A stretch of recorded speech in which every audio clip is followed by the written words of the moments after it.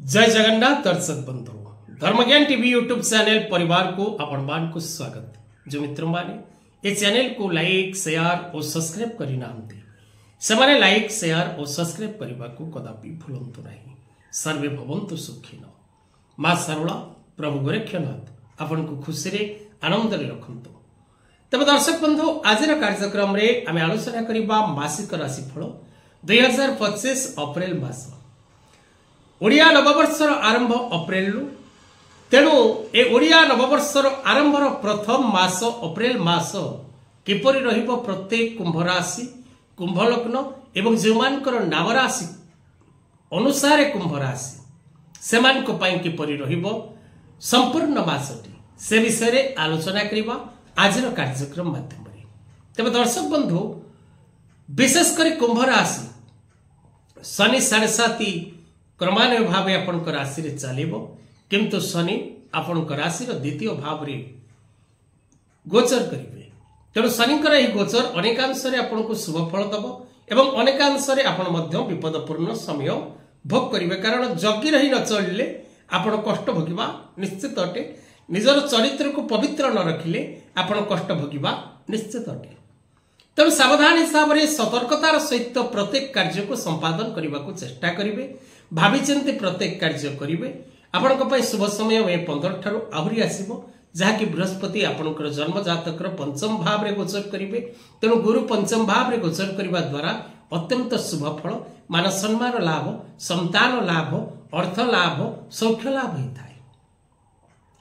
तबे अप्रैल मास आपण किपर रहिबो आसंतु जानिबा।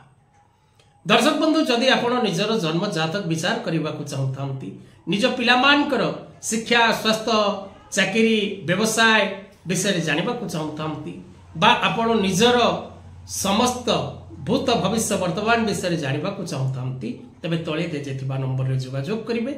एवं जो माने निज घर वास्तु देखा चाहती बा नुआ घरटी करी किपरि शांति रे रहिबे नुआ वास्तु शास्त्र अनुसार घरटी निर्माण करने को चाहती गृह नक्शा चाहती गृहर भागमाप चाहती तेरे तले दिजा नंबर रे जोगाजोग करंतु। आसंतु जानिबा कुंभ राशि पई किपरि रहिबो मासिक राशिफल अप्रैल 2025। दर्शक बंधु व्यवसाय क्षेत्र रे थिबा प्रत्येक भाई भौणी माने जो मानकर कुंभ राशि जो मानकर कुंभ लग्न जो मानकर नाम राशि रे कुंभ से मानकर आय आ व्यय प्रायतः समान रहिबो। लाभ क्षति आपणकर समान रहिबो। कर्म क्षेत्र रे आपण निजर क्रोध को नियंत्रण रे रखिबा को चेष्टा करंतु।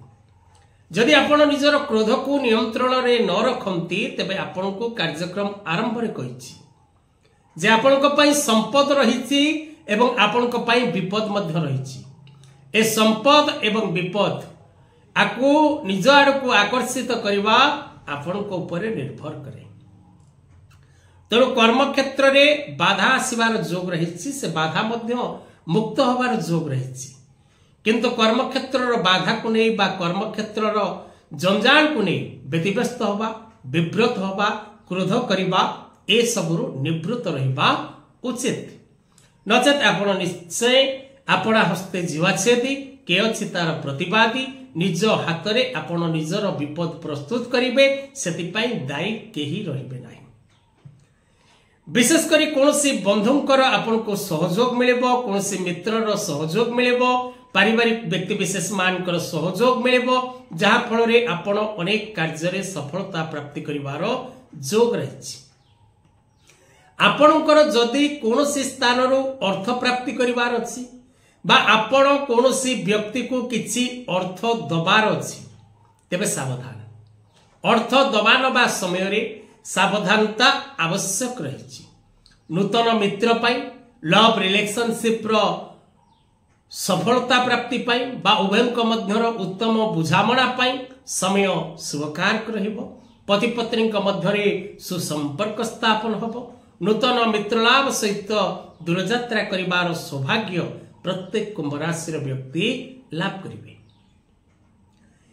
जानवाहन जनित समस्या रही दुर्घटनार जोग रही किंतु सावधान हिसाब रे चल प्रचल होबा को चेष्टा करिवे। पारिवारिक जीवन रे प्रायतः आपन को अनेकांश शुभ फल मिलिबो। महिला मानकर पारिवारिक जीवन सुखप्रद रहिबो, कर्ममय जीवन मध्य सुखप्रद रहिबो। परिश्रम करबा द्वारा छात्र छात्री माने शिक्षा क्षेत्र में सफलता प्राप्ति करिवार जोग रहिछि। नूतन शिक्षा लाभ करबा पई इच्छुक प्रत्येक छात्र छात्री निजर मानसिक एकाग्रता को सठिक भाव में विनियोग करी आगो को बढ़िबा को चेष्टा करंतु एवं कोर्ट कचेरी माली मकदमा कार्य पूर्ण रूपे विजय प्राप्त करबा ए मासरे संभव नुहे। शारीरिक असुस्थता दूर होबार जोग रहिछि, किंतु मझिरे मझिरे स्वास्थ्य जनित समस्या मध्य आपण भोग करिवे एवं कुंभ राशि व्यक्ति सजग और सतर्क न रहिले विपद रहिछि। आजर कार्यक्रम को एठी रखिबा। जय जगन्नाथ।